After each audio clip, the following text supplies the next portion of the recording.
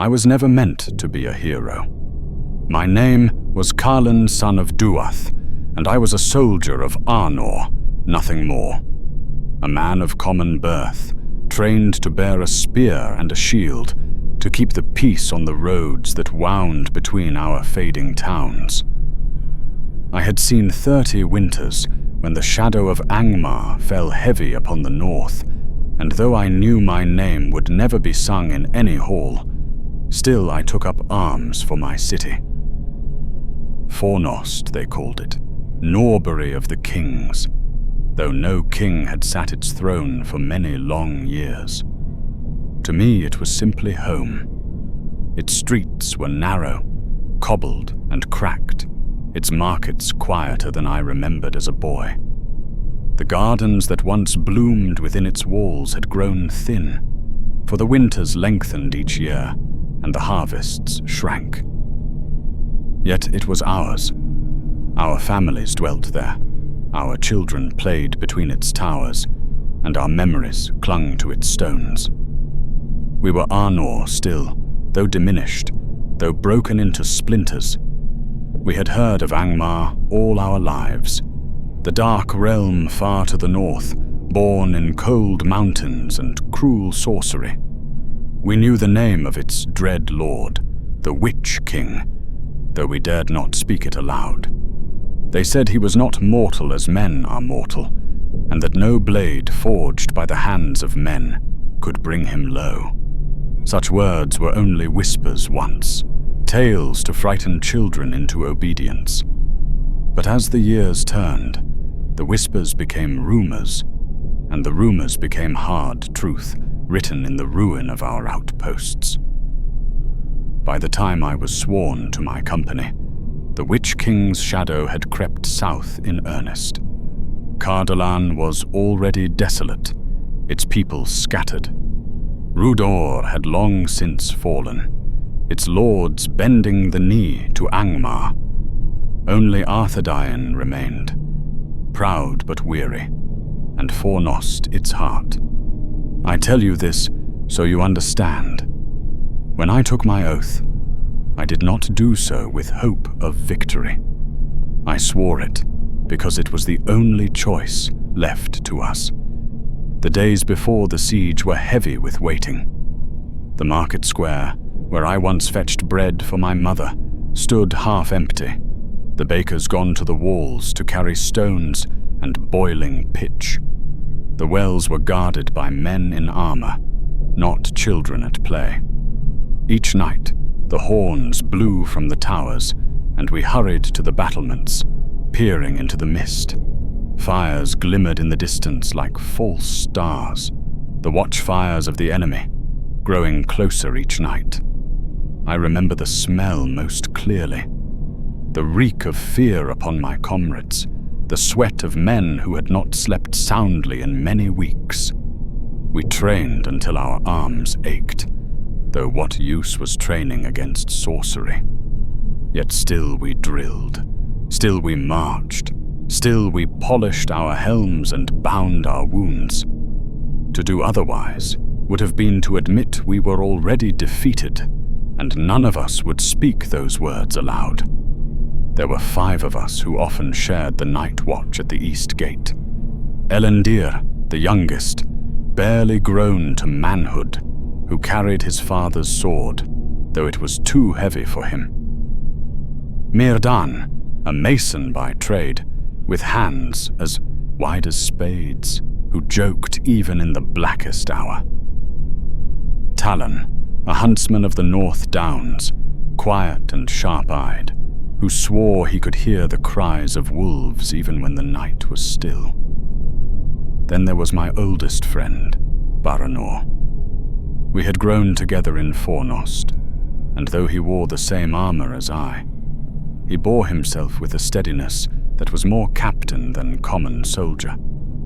He had a wife and a child hidden deep in the hills. He never said it, but I knew he fought only to buy them another sunrise. And then there was me, Carlin, son of Duath, soldier of Arnor, who had nothing left but his duty. The first time we glimpsed Angmar's host, it seemed as if the very earth had turned against us. Black banners whipped in the wind, their symbols hidden in shadow, yet the sight of them chilled my blood. Orcs swarmed like ants upon the plain, their armor rusted, but their blades sharp enough to kill. Among them marched men, traitors, hill folk who had cast their lot with the Witch King, their faces painted in cruel designs. Trolls lumbered behind, dragging engines of war built to shatter our gates. And strangest of all, there were figures swathed in grey cloaks, tall and silent, that moved like smoke even in daylight. None dared name them aloud, but we all thought the same word: sorcery. The horns of Fornost rang out, and our own banners were unfurled above the walls. I gripped my spear until my knuckles whitened, praying silently to the Valar that my courage would not fail me when the hour came. I had no illusions. We were outnumbered beyond reckoning. Yet as the enemy formed their lines, I heard Baranor's voice beside me, calm and steady. "Stand fast," he said, as though the words themselves were a shield. "This is our city, and these are our stones. No darkness shall take them while we yet draw breath." I wish I could tell you that I believed him. But in that moment, watching the endless tide of foes gathering beneath our walls, I tasted copper on my tongue, and knew that the end had come. Still, I lifted my shield. Still, I raised my spear. For what else could a man of Arnor do? The day after we first saw their banners, snow came out of a clear sky. The flakes fell thin and dry, like ash shaken from a cold hearth, and they did not melt upon the stones. We said it was only winter come early, although it was late autumn still, and the North Downs had known harsher days. But the air had a taste to it that I had never known, bitter and sharp, as if iron filings had been ground into the wind. Myrdan sniffed at it and spat over the parapet. "Storm from the north," he muttered. "Bad mortar weather. The frost will find the cracks." He meant the wall, but I looked at the faces of the men beside me, and knew the frost would find us as well. We were put to work from first light. The masons and carpenters hauled up timbers for bracing, and we filled wicker frames with earth and gravel to raise the inner banks behind the gate. Children ran messages with feet that barely made a sound on the frost, and women stitched leather to the grips of spears that had already worn smooth with use.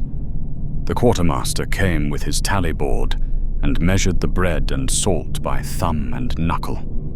A man who had baked loaves all his life stood beside the ovens and burned his hands, stirring pitch, and did not complain. This is how a city prepares for its death. One small task after another, until the sun goes down and the tasks begin again. By lantern light. In the evenings we drilled on the East Gate platform, the 5 of us in our little file. Baranor set the pace, and the rest of us followed, shields rising together and spears angled outward, a rough hedge that would hold a heartbeat longer than any single man could manage alone. Elendil's arm trembled by the end of each set, but he clenched his jaw and would not set the sword down. Talon corrected his stance without a word, nudging a foot with the toe of his boot until the line was straight. I called the beats in a steady voice, because a steady voice counts for more than men think when the light fades and the cold comes on. We made a game of it for Elendil's sake, a foolish one perhaps, yet it eased the weight. Each time our file completed the pattern without a break, Myrdan would tell one story from the old days when he had set stone upon stone in the king's house. He spoke of arches that seemed to float, of carved leaves that fooled birds into pecking at them, of a hidden room beneath the great hall where, he swore upon his mother's grave, he had once seen a gem that shed its own pale light. Talon's mouth would twitch at that, and he would look out toward the downs where no light moved now, but the enemy's fires. "Tell of the gem again, when we have held the gate 3 times in a night," Baranor said. "I will take a pocketful of that light and hide it in my child's cradle." "You will need a bigger pocket," Myrdan answered, and Elendil laughed despite his trembling arm. At midweek, the first skirmish came. It was not the great storm we feared, only a testing of our watch. A knot of orcs and hillmen came at the east gate in the hour before dawn, when even the strongest eye grows heavy, and the lantern wicks are low. We heard their feet on the frost before we saw them, a soft scrabble like rats between walls. Then they were there, shapes hunched and quick in the half-light, and a rope flew up to catch on the coping stone not a sword's length from my hand. "Now," Baranor said, and the word sounded no louder than breath. We pushed as one. The rope scraped, fibers singing against stone, then fell with a slap to the ground below, taking a black shape with it. More came, 3 ropes at once, then a ladder that rose so fast I thought a giant must be lifting it. Talon's arrow struck the first head to top the parapet, and the orc tumbled backward with a gurgle. Elendil swung his father's blade with too much shoulder, and the tip caught on the stone. Yet he found his balance again in time to meet the next with the flat of his shield. Myrdan stepped in, calm as you please, and put the butt of his spear under the climber's chin. Something cracked. The body shuddered and went still. There is a rhythm to work like that, ugly as it is. A hand, a head, a rope, a breath. A curse or a prayer, a grunt that comes from deep under the ribs, the quick sting when a blade slides under the rim of the shield and bites your arm through the mail. We broke 2 ladders and cut in 5 ropes before a horn sounded in the enemy's line, thin and high, like a gull crying far out at sea. The shapes below melted back into the frost and shadow. The snow ash settled again. Talon leaned over the wall as far as he dared, but there was nothing left moving but the slow swing of a broken rope. Elendil wiped his mouth with the back of his hand and stared at the dark smudge his glove left on his cheek. "I thought they would smell worse," he said, and laughed too loudly. No one answered. We stood breathing the iron taste until it faded. We lost 2 men on the gate tower that morning, both older than I, both with grey in their hair. One died with a curse in his mouth, the other with a prayer.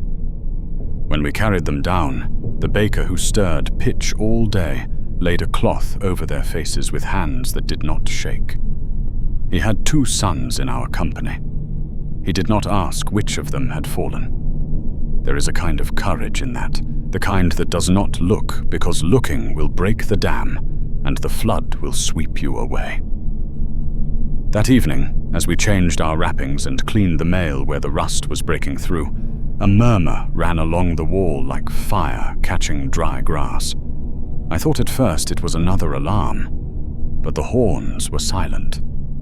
Men were leaning out to peer southward toward the King's Road and pointing with blackened fingers. "Riders," someone said. "Standard of the White Tree." "Reinforcements," Elendil breathed, as if the word itself might call them to our aid. It was no army that came to us, only a small company riding hard, the tree upon their banner stained with the grime of travel. They passed through the south gate amid cheers that broke from the people like the shattering of ice on a river. Even the children ran. We on the east gate platform stood in our places and let the cheer move through us like a warm draught through a cold room. Word reached us on the change of watch. They were messengers, not soldiers. They brought letters for the lords and captains and tidings from the west. Aid had been asked of the princes beyond the Lune, and of the shipfolk, and of the elves. Aid would come, they said, if the walls held until winter's turn. Until winter's turn, Baranor repeated quietly, as if measuring the stones with that phrase. We will give them that. He did not say what we all understood, that the Witch King would not grant us the decency of Beefwall. A long siege now that he had measured our strength. He had a way of making time serve him, that dark lord, where our days came one at a time, counted in loaves and arrows. His came in great strides. A week to gather wolves, a night to freeze a cistern, an hour to turn brave men into cowards with whispers that came on the edge of sleep. I had my first dream the next night. I was standing on the east gate again, alone this time, and the wall stretched away to my left and right without end. A line as straight as a spear shaft across a world that had been scraped clean of hills and trees. The sky had the color of old bone. I heard feet upon the frost and turned, but there was no enemy there, only a shadow that had no body to cast it.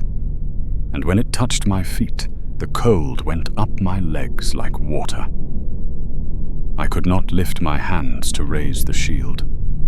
The shadow spoke without words and told me that my mother had died years ago because I had left a gate unlatched in the rain when I was 7, and the damp had spoiled the winter grain, and because of that, the fever had taken her. It was nonsense, a lie so obvious that a child would laugh, yet in the dream I believed it, and I put my shield down, because what right does a son have to hold a wall when he has killed his own mother with his carelessness? I woke with my fingers clenched upon the blanket and the taste of ash in my mouth. In the morning I said nothing of the dream. I am not ashamed of that. Men have to carry their own darkness sometimes. Yet I saw the same hollows under other eyes, and knew I was not alone. Mirdan hummed old work songs as he walked, loud enough to keep some other song out of his head. Elendil said the prayer for the setting sun at midday, and for midday when the sun went down. Talan cut fletchings by lantern light until the blades of his knife squeaked on the shaft. The days grew shorter. Frost found the mortar, as Mirdan had said it would, and we spent one full afternoon packing fresh clay into the seams where the old had crumbled. The quartermaster came again with his board and counted out measures with a mouth set hard enough to crack a tooth. A man was caught stealing bread from a cart on the lower street. He said he had meant to pay for it when he had coin. He said he had meant to bring it back in the evening. He said many things. The captain of the watch ordered him set to the drains below the wall, and he went without protest, because even thieves know that a wall stinks if the drains are not kept. On the 8th day the fog came. It rose from the plain without wind, and lay against the stones like a sleeping beast, heavy and warm despite the cold. It smelled of damp earth and wet hide, and something else I could not name, a sweetness that made my teeth ache. We could not see the enemy fires anymore. We could not see our own hands if we held them at arm's length. Men spoke softly, not in fear, but in the way one does in a heavy wood where everything is listening. I found my place in the line by touch.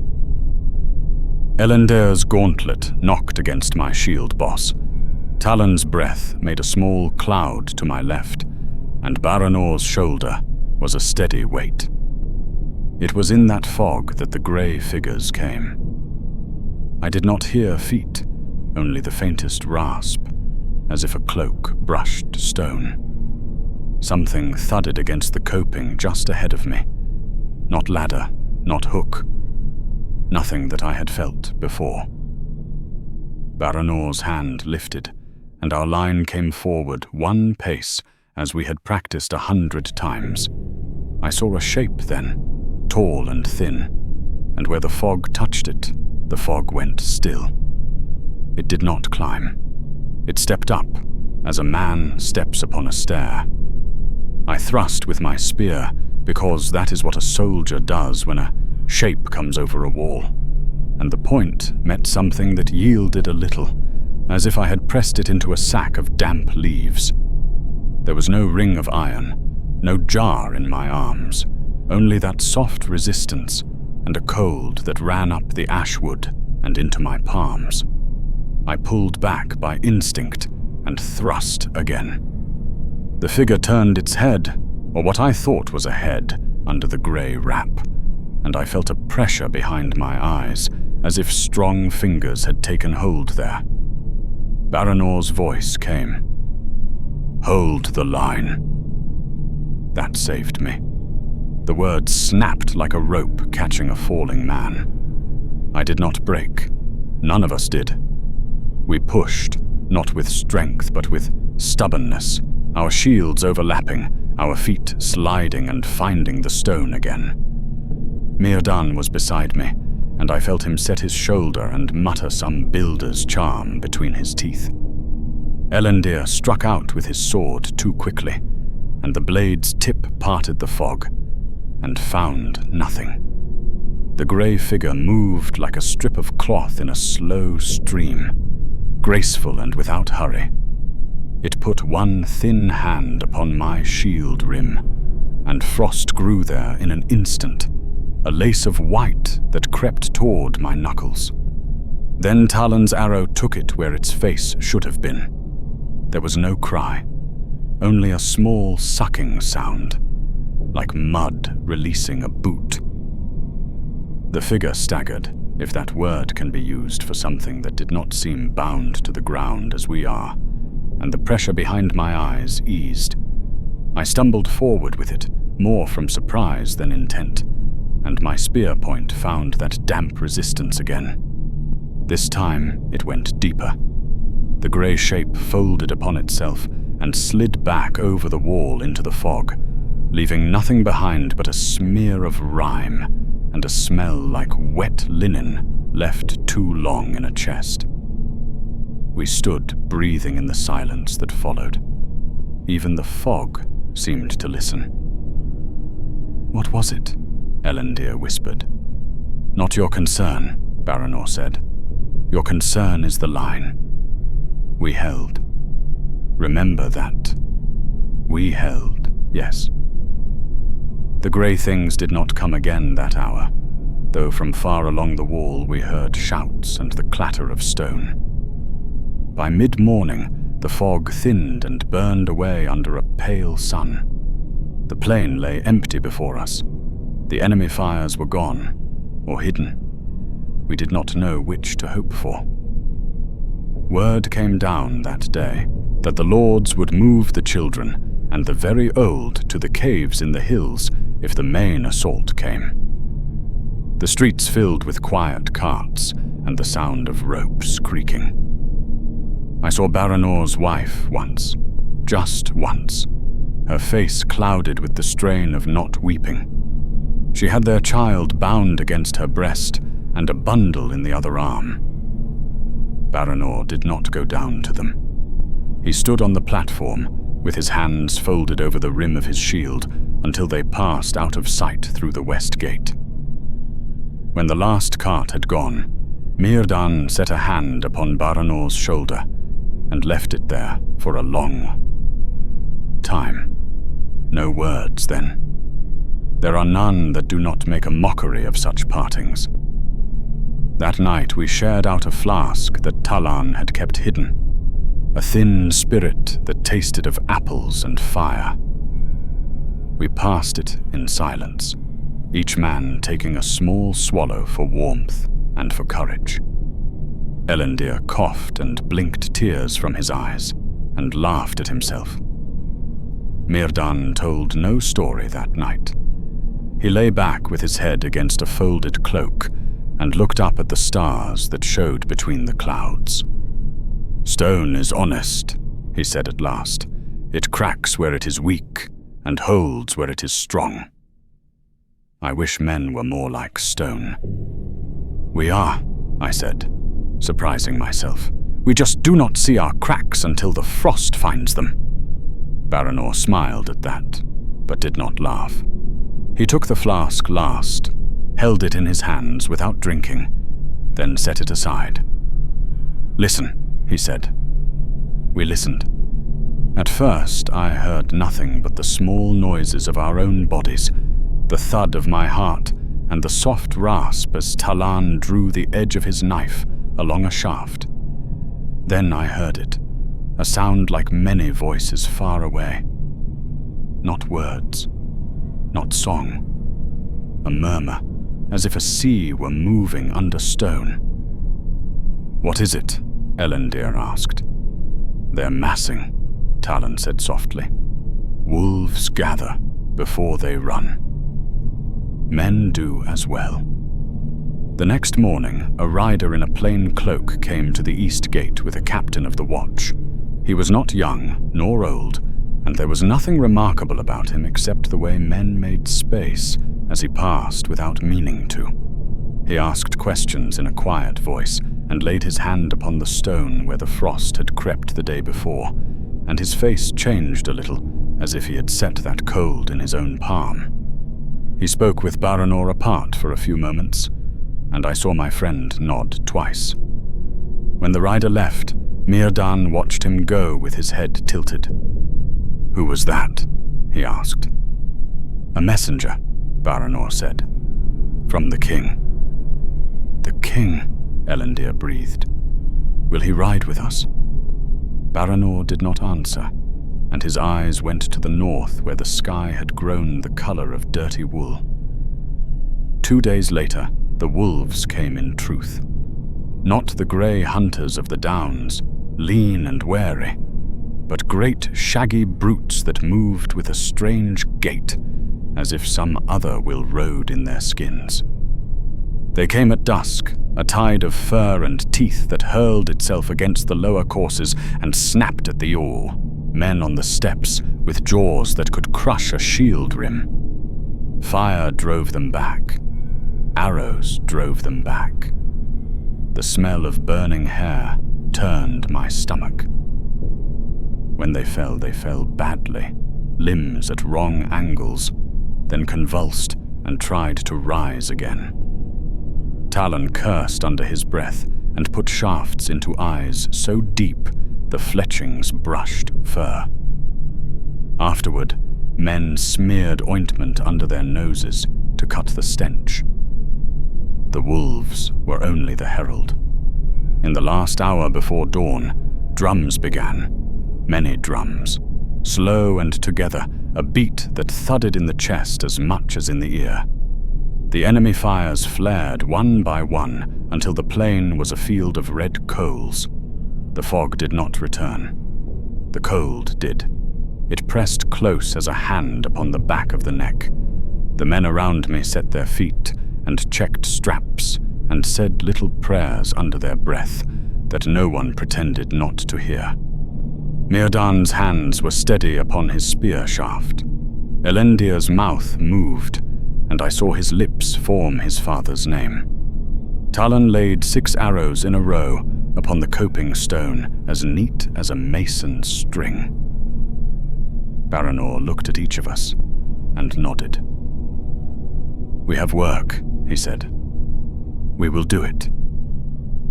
I thought then of the baker's sons, and of the drains, and of the gem that shed its own light. I thought of the dream shadow, and of my mother's hands, chapped in winter, warm upon my cheek. I thought of nothing at all, because there comes a point when a man cannot carry any more thoughts and must lay them down if he is to lift his shield. The drums beat on. The first rank of the enemy moved, a ripple that became a surge, and then all at once the world narrowed to wood and iron, and breath and the space no wider than a man's shoulders, where one life ends and another holds. We met them on the wall and at the foot of it, and upon the steps, wherever the dark pressed hardest. The orcs came first, howling, their teeth bared, their eyes bright in a way that was not human. Behind them came the hillmen with hooks and grapnels, their faces painted in ash and blood. We broke ropes and turned ladders, and took hands and let them fall. For every 3 we cast back, one found a place to stand among us, and had to be driven down with thrust and heave, and the weight of a body that will not give way. Somewhere to our left, a cauldron went over with a sound like a kettle in a giant's house, and a smell of burning pitch rolled across the platform. Men coughed and choked and fought blind for a space. The grey figures came again only once in that first light, one at a time, at intervals that seemed chosen to break our breath. They did not climb. They arrived at the parapet, as if a stair had been laid between one blink and the next. We learned then not to strike for the body, such as it was. The spear points slid and froze and charred the ashwood. We struck instead for the place where a face might be, or for the hands that touched the stone, and even then the blow must be true, and the heart must be stubborn. One came close, enough that I felt air move where its mouth should have been, a breath that smelled of damp sacks. I do not know why it wanted breath, unless it was to take mine. We held until the sun cleared the cloud, a thin blade that found the frost and set it sparkling for a single cruel heartbeat. Then the horn blew in the enemy's ranks, and the pressure eased all at once.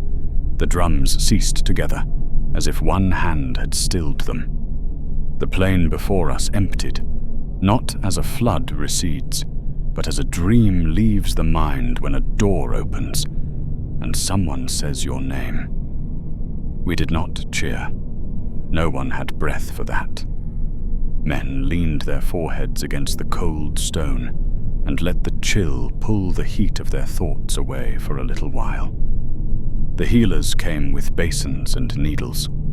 The baker's sons carried stretchers. A boy no older than 14 went along the line with a dipper and a bucket, and we drank in turns, the water tasting of wood and metal and life. Baranor's shoulder bled through the padding, a long slice where a hook had reached over his shield. He would not leave the platform. Myrdan bound it tight with a strip of linen that had once been a shirt. Elendil's sword bore a new notch near the tip, a chip that would catch the light now when he practiced in the evening, and his eyes kept going to it as if that mark were a word written there that he could not read. Talon counted his remaining arrows, touched each head to feel for burrs, then looked out across the plain as if to find the next place his shafts would go. I wiped my spear point clean with a twist of coarse cloth until no stain came away. The wood was rough where frost had bitten it. My hands shook a little as the feeling returned, and then the shaking stopped. That is how men go on. We shake, then we do not. We bind the cracked places as Myrdan binds mortar, and we hope the frost will pass us by the next time it comes down out of a clear sky like ash. Toward noon, word ran along the wall again. The captains called for the reserve to shift westward. The main assault would come at the west gate by afternoon, where the road ran straight and broad to the city heart. We on the east gate were to hold with fewer men. Baranor listened, then looked at each of us. "You have heard," he said. "We hold."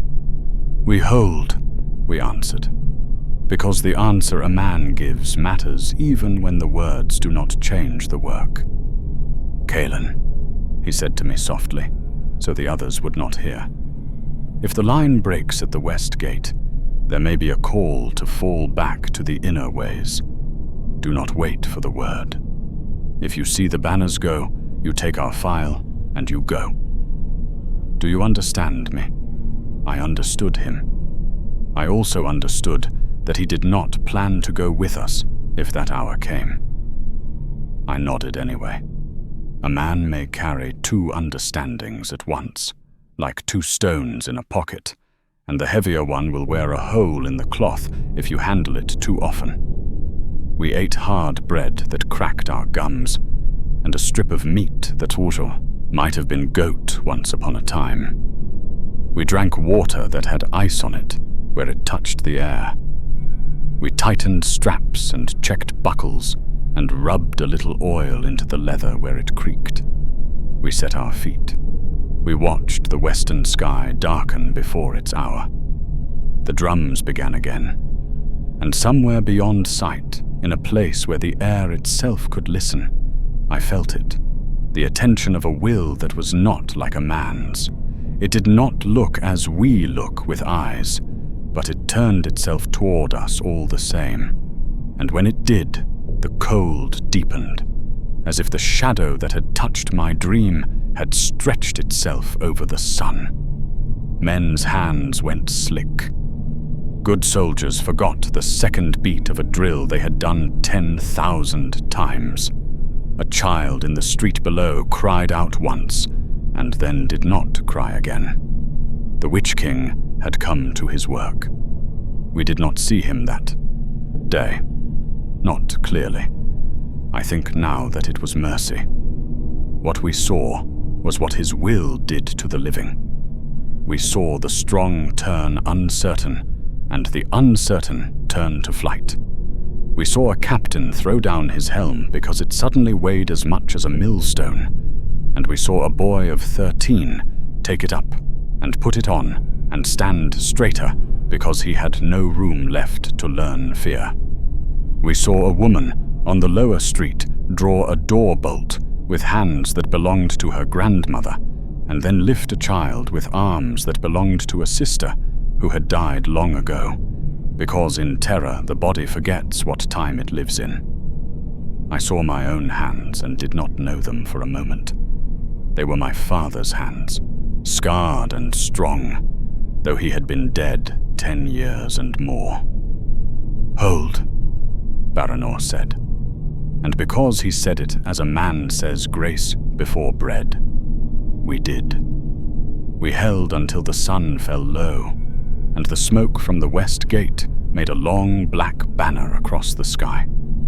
We held until our throats burned, and our legs shook, and our ears rang with drums and horns, and the iron thunder of engines against stone. We held because there was no other work left to us. And when the light went, and the horn blew, and the pressure eased for a little while, we stood upon the east gate with our shields upon our arms, and watched the first tongues of flame lift above the roofs, far down the western way.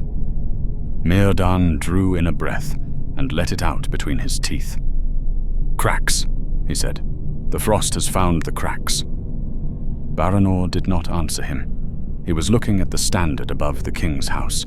It still moved in the little wind, a weary twitch no stronger than a dying man's breath. "Tomorrow," he said. Not to us, not to himself, but to the city perhaps, or to the work that waits for men when there is no strength left to do it. Tomorrow then. And we lay down on the stones and slept where we stood, because that is what soldiers do when the night is short and the drums are counting the hours for the enemy, as well as for you. We dreamed no dreams that we could remember, for which I gave thanks when the grey light came, and the horns called us again to our places upon the wall. The dawn that followed was red, though no sun shone through the clouds. The light came from the plain, where Angmar's fires burned higher and closer than before. The smell reached us before the heat, pitch, dung, and the stench of carrion. They had piled their dead in heaps and set them alight, not out of mercy, but to choke us with the reek of it. Drums again, but faster now.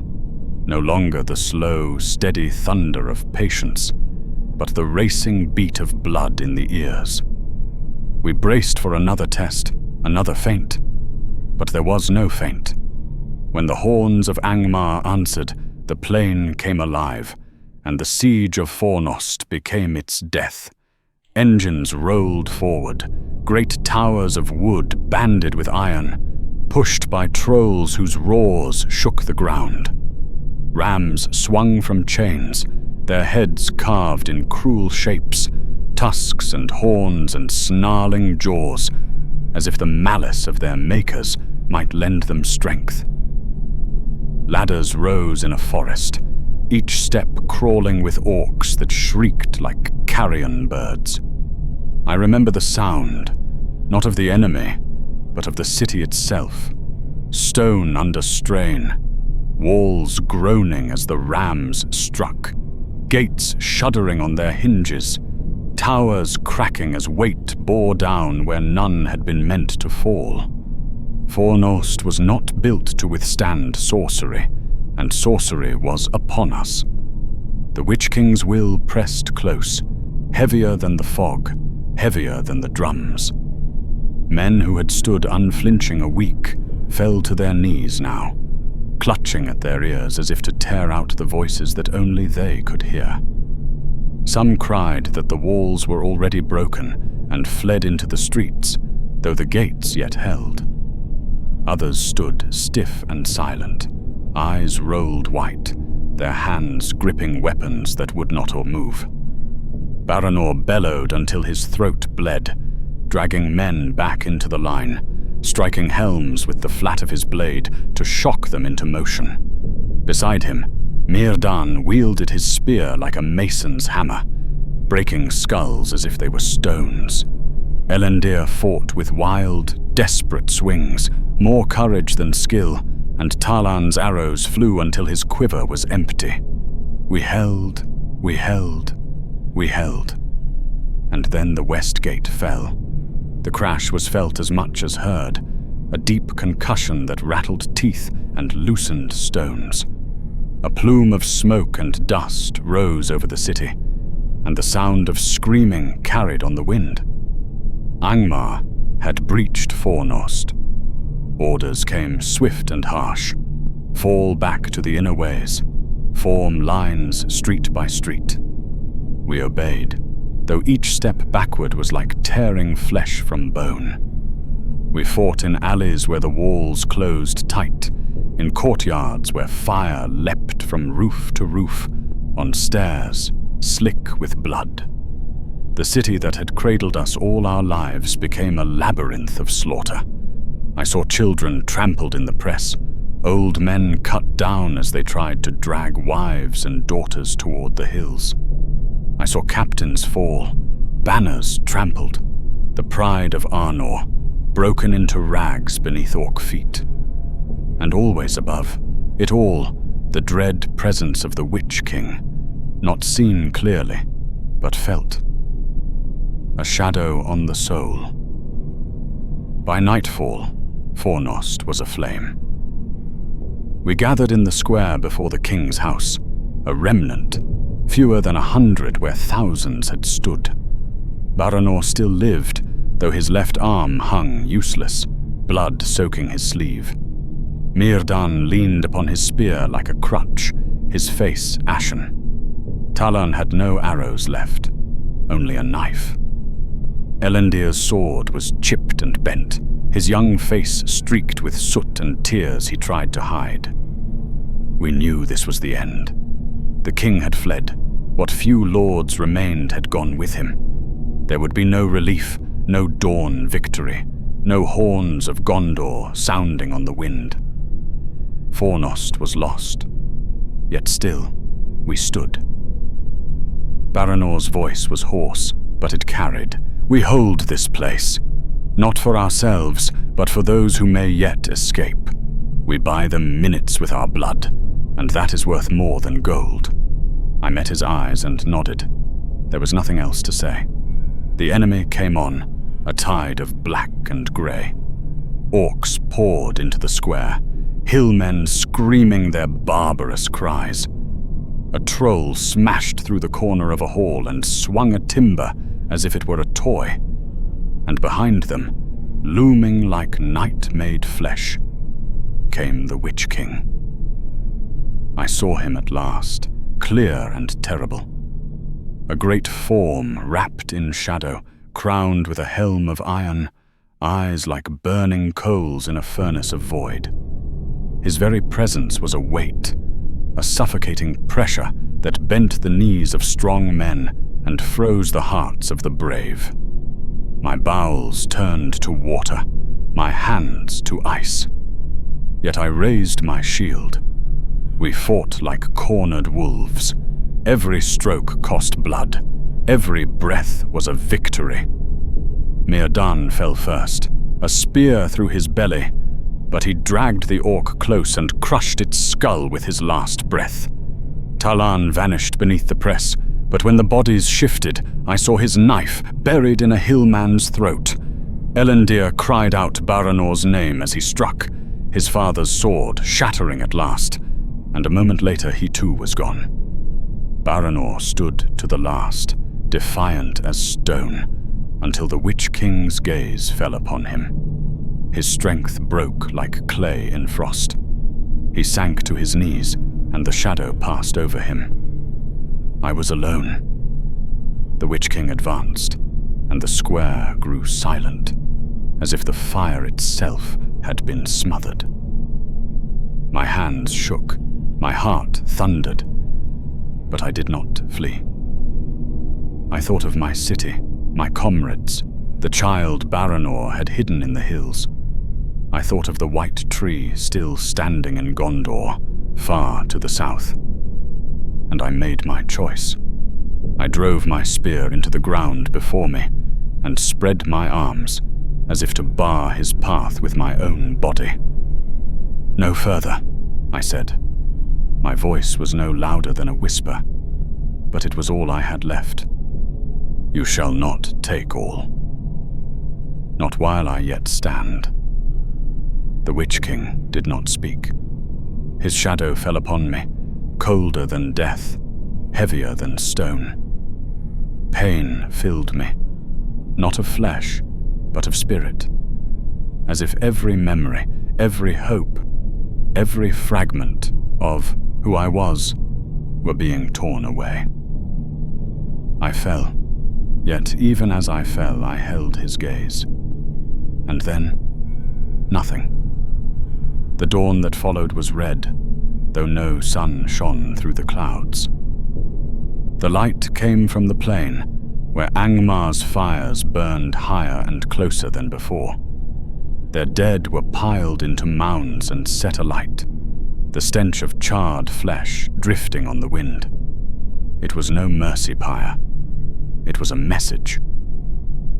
The drums began again, faster this time, no longer the steady patience of a hunter waiting his prey, but the pounding heartbeat of the kill. Horns answered from the fog, thin and cruel.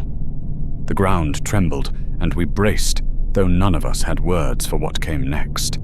Engines rolled forth, pushed by trolls, their beams blackened with pitch and studded with iron.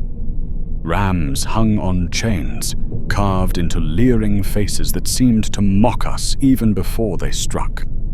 A forest of ladders rose behind, carried on the shoulders of orcs, who shrieked as if each step were triumph already won. The first strike shook the walls. The rams hit with a sound like thunder, stone splitting in slow agony. Dust rained from the mortar. The towers shuddered as if groaning in pain. Still, we fought. From the parapets, Talan and his fellows sent arrows into the mass. Pitch pots smashed against ladders, setting them aflame. Men heaved stones that crushed 3 bodies at a time. For a while it seemed possible, a desperate, bloody rhythm that we knew could not last. Then the Witch King's will pressed down. It was not seen, but felt. A suffocating weight that bent the strongest backs, that froze the most stubborn hands. Men dropped spears to claw at their ears, crying that voices mocked them in tongues no man should know. Others stood rigid, their eyes rolled white, as if their very souls had fled. I felt it too, a cold deeper than the winter snows, a whisper that told me I had never been a soldier at all, that every strike of my spear was a child's game. It promised that if I laid down my arms, I might yet live. For a moment, I believed it. Then Baranor's hand struck my helm, hard enough to rattle my skull. His voice, hoarse and bleeding, dragged me back. "Hold, Callan! Hold, damn you!" I did. Somehow, I did. But others broke. A breach was made in the west gate. The crash echoed through the city like the tolling of a funeral bell. Dust and fire rose in a column, and the screams of our people carried to us on the wind. Fornost was open. Orders flew down the line. Fall back, street by street. Hold where you can. And so we did, though every step backward tore at the heart. The city unraveled around us. I saw women clutching babes run for the hills, only to be cut down by riders from the north. Old men staggered with packs too heavy, abandoned in alleys when their legs failed them. Fires leapt from roof to roof, sending black smoke curling above the towers until the sky itself seemed aflame. We fought in the streets now, our walls behind us. Arrows hissed through smoke-choked air. Orcs came in waves, howling, their eyes bright with a hunger not their own. Hillmen followed, painted in ash and blood, their spears thrusting with savage glee. We made a stand in the marketplace.